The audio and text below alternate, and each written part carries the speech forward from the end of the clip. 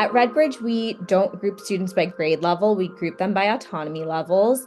Autonomy levels are, you can sort of think of like a homeroom grouping system. Students are in autonomy levels based on their work habits or their readiness to be able to drive their own learning. This is the Education Crisis, what it is and how to fix it. I'm your host, Tembi Duncan. This series features renowned education expert Dr. Charles Reigeluth, author of the book Vision and Action, Reinventing Schools Through Personalized Competency-Based Education. Together, we examine the crisis in American education. What has caused the crisis? What our schools need to be like to fix the crisis? How to successfully transform to that very different kind of school, and what you can do to help your schools to transform. Chapter 2. Are we forcing students to fail? Dr. Reigeluth, in Chapter 1 of this series, you told us that students learn at different rates, but their progress is based on time rather than on what they actually learn. This is a problem. Exactly. If you look at schools today, you'll see that more often than not, student progress is based on time rather than on learning. By forcing an entire class of students to move on through their learning journey at the same rate, we're failing students who simply can't learn the material quickly enough. As a result, students who are forced to move on before they fully grasp the material start experiencing gaps in their learning. This makes it more difficult for them to learn related material in the future because they missed those critical building blocks in the past. It's almost like they're being punished for not being able to learn the material faster. Yes, but it's not just time-based student progress that creates this devastating effect on many of our students. It's also the paradigm of student assessment. Testing? Testing. Educators call it norm-referenced assessment because each student's performance is compared to the performance of other students, called a norm, rather than being compared to a standard of performance or criterion for mastery. Many teachers grade on a curve, so even if no students mastered the material, the highest performing ones are still given high grades. Time-based student progress pretty well guarantees that many students will not master all the material.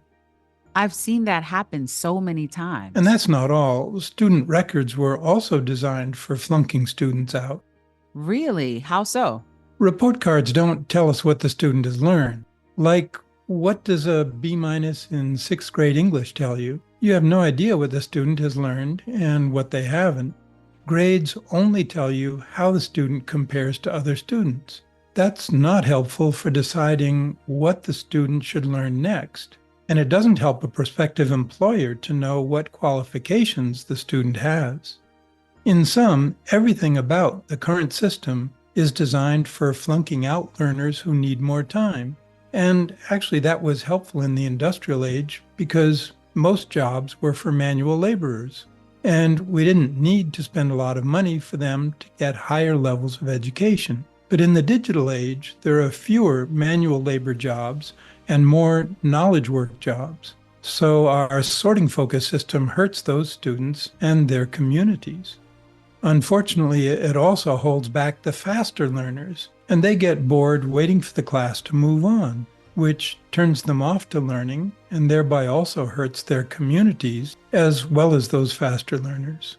The sorting focus system served us well during the industrial age, but now it's having devastating effects on our students, their families, their communities, and our country overall. School has been this way for as long as I can remember. How do we get away from disadvantaging learners who need more time and failing to engage faster learners? Well, I'd like to first describe the alternative, but then give you a couple of examples, so please bear with me. Of course. As I've previously discussed, student progress must be based on learning. This allows faster learners to keep learning instead of waiting around, bored to death, until the class is ready to move on. Progress based on learning is a boon to society because it allows greater development of the capabilities of our most talented students. And it's a boon to those students because it helps them to reach their potential. But perhaps even more important is the benefits to learners who need more time. They get to experience the joy of mastery. They have a better self-image. They get to develop more skills that will bring greater success in their lives. And society benefits because those students will contribute more in taxes due to their higher incomes. This is not conjecture. Research has proven this to be true. Another important point is that by not accumulating gaps in their learning, slower learners are able to learn related material more quickly. Learning-based student progress reduces the differences in rates of learning. Dr. Benjamin Bloom's research proved this several decades ago. So, what is needed for a school to change to student progress based on learning rather than time? Well, we have to know when each student has mastered the current material. This means that a student's performance needs to be compared to a standard or criterion for mastery, which, as I mentioned earlier, educators call criterion referenced assessment, or simply competency-based assessment. This is a very different paradigm of assessment than comparing a student's performance to the other students' performances. It is based on entirely different psychometrics that I won't get into here because they're pretty technical. Is competency-based assessment being used anywhere? Some of our listeners may have heard of the Khan Academy, spelled Khan. It's an online learning system in which students practice a skill or apply an understanding until they reach a criterion for mastery, like 10 practice items in a row correct. This practice until perfect approach to assessment means there's no need for tests, which makes learning less stressful for students, and thanks to technology, reduces the burden for teachers.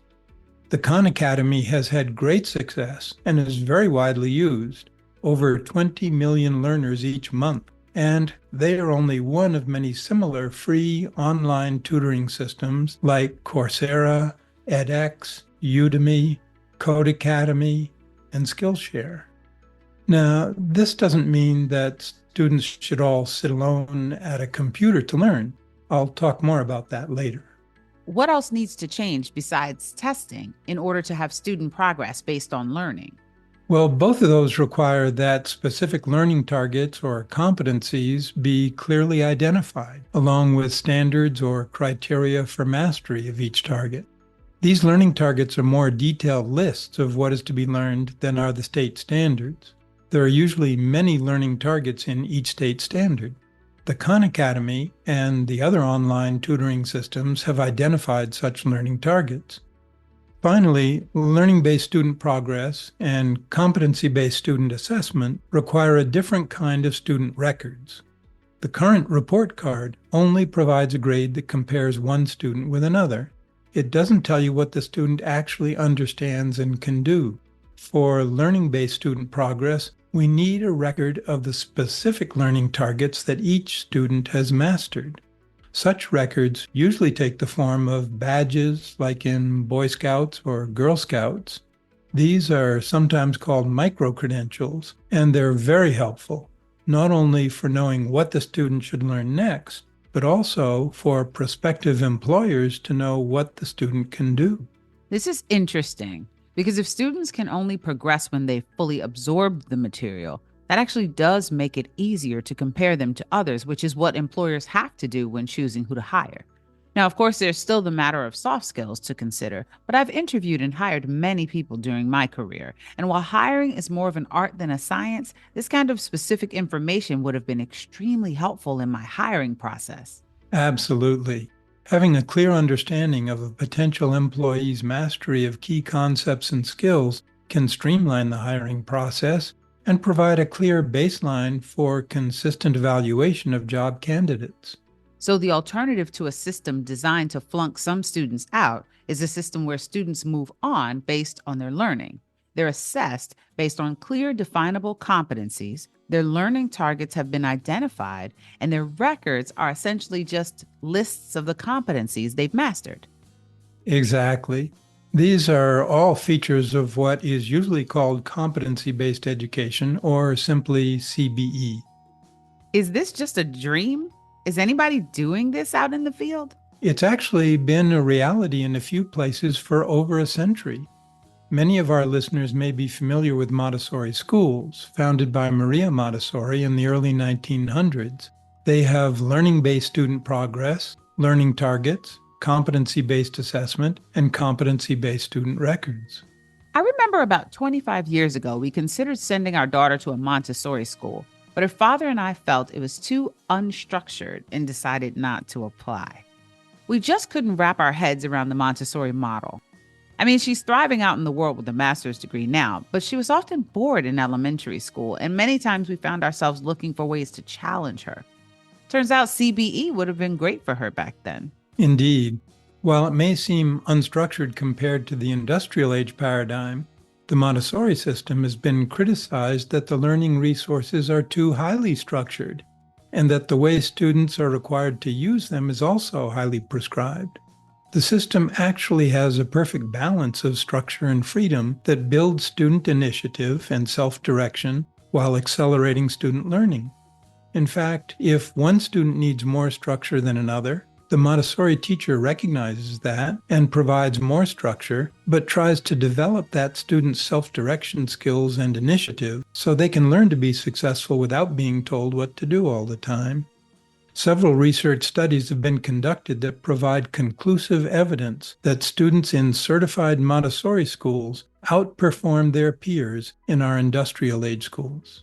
That's so interesting. And it's important to point out that CBE schools, the digital age paradigm, vary a lot more from each other than do schools in the industrial age paradigm.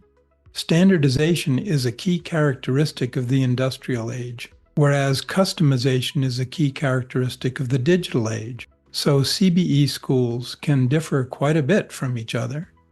So, can you talk about some other CBE models that are out there? Definitely, whereas Montessori schools are low-tech. Another example of a CBE system is High Tech High, which is a network of public charter schools in California. Now, one can argue whether charter schools are a good thing or a bad thing, but it's undeniable that charter schools have the freedom to transform that schools in a district simply do not have. When a school in a district transforms to the CBE paradigm, it becomes incompatible with the rest of the district, and hidden forces work to change it back. I've seen that happen to a lot of exciting schools, like the Saturn School of Tomorrow that President George H.W. Bush praised. But many charter schools don't take advantage of that independence to think outside the box and change their whole paradigm. Other highly successful CBE systems include Summit Public Schools, Alt School, Big Picture Learning Schools, Da Vinci Schools, and many more. In fact, there are probably over 1,000 schools nationwide that successfully use CBE. Here's Nikita Katan from the Redbridge School in San Francisco, California. Nikita, how do you implement personalized student progress in your school versus group-based progress in traditional schools? We have parts of the day that are student-driven times. We have a time of day called deliberate practice that happens daily, and that's when students get to make intentional decisions about what they're practicing, when they're practicing it, and how they're practicing it. The long-term vision is that all of our curriculum would be broken up into essentially Boy Scout badges, and all the skills and concepts in our core curriculum would be associated with a badge that you could work toward earning. And so when a student has been practicing a certain skill for a certain amount of time, they can go to their learning guide or to their math teacher and say, I've been practicing this. I think I'm ready to demonstrate my proficiency with it. The learning guide or teacher would help them go through a set of steps as an evaluation process to demonstrate a high level of proficiency. And they would say, you got this, here's the badge. Or they might say, here's some feedback on what you need to continue practicing. You can try again in a couple of weeks once you've had some practice time.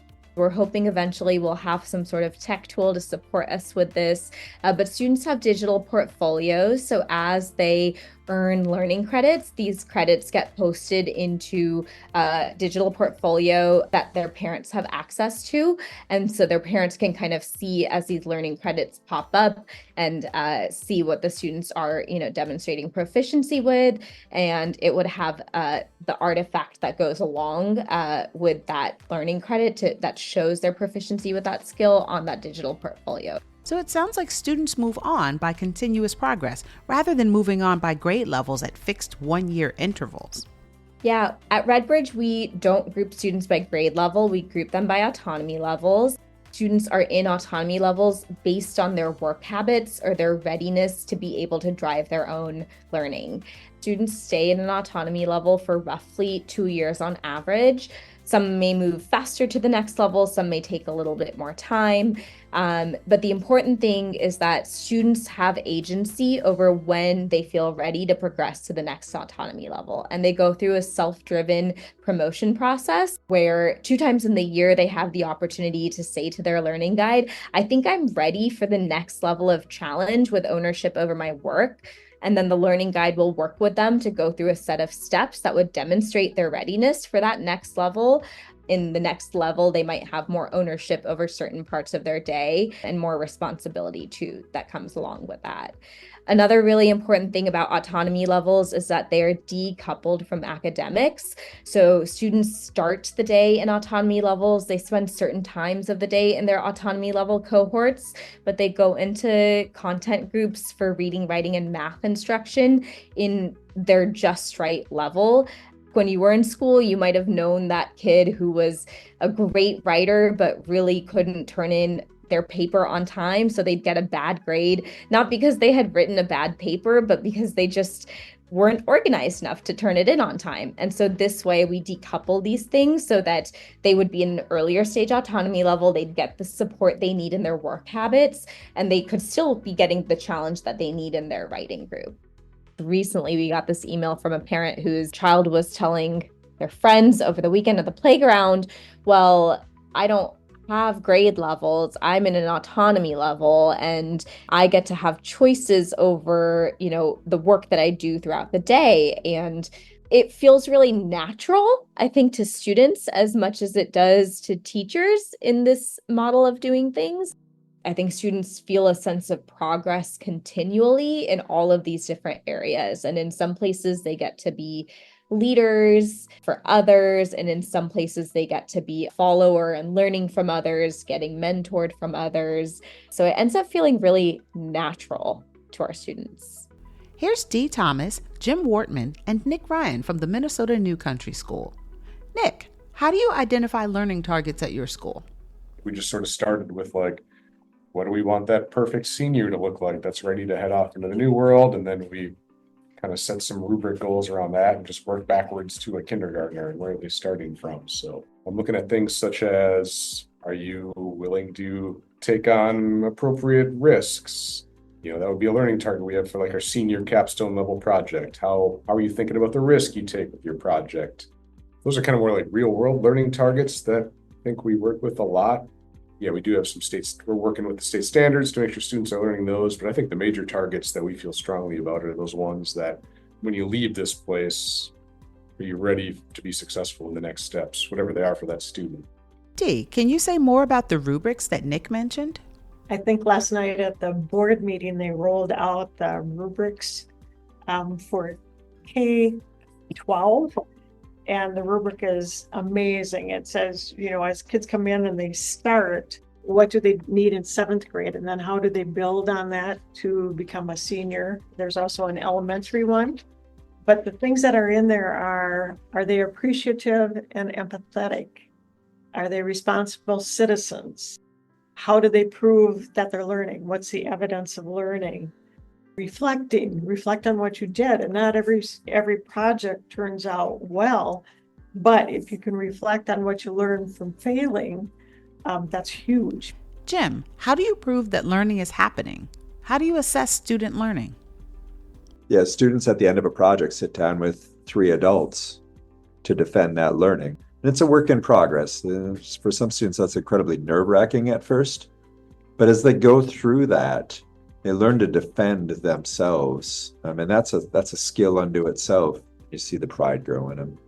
So if they sit down and have this amazing thing, but they don't actually know what's in it, they need to go back and reflect on that again and do it again so that they understand what the project should be about and what the learning was that took place. We do still use a couple traditional measures. I mean, we do, we're a public school in the state of Minnesota, so students do have to take the MCA test that Minnesota puts out there every spring. So students who participate in that, do we benefit a lot from that or learn a lot about our students from those? No, not at all. We do also use NWA map assessments, so more traditional like reading and math assessment 2 times a year in the fall and in the spring. Those are the tools that we use to kind of more accurately assess, what reading level is a student at right now, what strengths or weaknesses in regards to reading do they have. And then we check back in the spring to see, did the plan we put in place impact the students' reading positively? Did they grow? Did they not grow? We use a curriculum called ALEX Math, which is a individualized self-paced math class that our students take from beginning pre-algebra all the way up through high school algebra, geometry. They take assessments in that. Most of them are taking an assessment once a week. If they don't get them, it's like a read, it's again a mastery-based program. So if they get 7 out of 10 topics, they have to redo those 3 topics still. Well, that sounds great, but do your students miss out on learning how to take tests? Many of our students take advantage of what's called post-secondary enrollment options in Minnesota. They can take college classes beginning in high school. We can't do any of that work for them, but we can offer them test-taking tips during that time. Now we use a system called HeadRush, which allows us to track not only their projects, but how they're doing in the project process through time via rubrics. So when they work on a project, they need to go into the system, document, this is how much time I spent on it, this is what I did, this is how it went, and just made it easier for them to defend their learning because they can track it more easily and keep their information in one place. And it allows me as an advisor to also have the conversation with them. It looks like maybe you're not paying attention to the biology. Let's make sure you address that. The online programs make things easier. It doesn't ever replace the relationship with an advisor and other staff members. If students are avoiding this type of learning target that they should be more on track with, we can encourage them in a gentle way, like, I see you're not taking on as much of that biology as you should. What do you need help with? At the Redbridge School, students progress through autonomy levels instead of grade levels. Progress isn't tied to age, but instead to readiness and responsibility, which helps students build independence and seek mastery at their own pace. Meanwhile, at Minnesota New Country School, students reflect on their growth and present their work to adults. They also balance state requirements with personalized assessments supported by technology, but always grounded in strong relationships with their advisors. Both school models show us that when students are trusted to take ownership over their learning, they can build self-confidence and develop the skills to navigate our rapidly changing world. Before we end this chapter, listen closely for a special offer. Listeners of this podcast receive 20% off Dr. Reigeluth's book, Vision and Action, with the exclusive code VA20 when you order directly from solutiontree.com. This offer is only available for a limited time. Visit solutiontree.com to order your copy today. We're so grateful to everyone who supported our GoFundMe campaign, including Roberto Joseph, Fred O'Neill, Sinem Aslan, Ji-Yon Lee, and Gilberto Aponte. The campaign is called Help End America's Education Crisis Now, and the link's in the show notes. Donate today to help us keep this podcast available to all. Thanks so much to Dr. Reigeluth, Nikita Katan from the Redbridge School, and Dee Thomas, Jim Wortman, and Nick Ryan from the Minnesota New Country School. That's it for Chapter 2 of The Education Crisis, What It Is and How to Fix It. I'm Tembi Duncan, and remember, the future of education is in our hands.